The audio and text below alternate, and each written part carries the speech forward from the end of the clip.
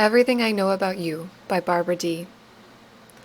During a class trip to D.C., 13-year-old Tally and her best friends Sonnet and Caleb are less than thrilled when they're assigned roommates and are paired with kids who are essentially their sworn enemies.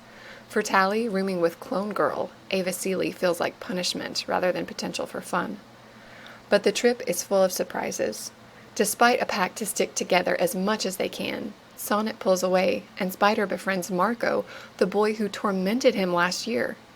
And Marco just might like Tally. What's that about? But the uneasy peace in Ava and Tally's room is quickly upended when Tally begins to suspect something is off about Ava. She has a weird notebook full of random numbers and doesn't seem to eat anything during meals. When Tally confronts Ava, Ava threatens to share an embarrassing picture of Tally with the class if Tally says anything to anyone about her suspicions. But will Tally endanger more than her pride by keeping her secret? This one class trip full of lessons Tally will never forget. How to stay true to yourself, how to love yourself and embrace your flaws, and how being a good friend can actually mean telling a secret you promised to keep.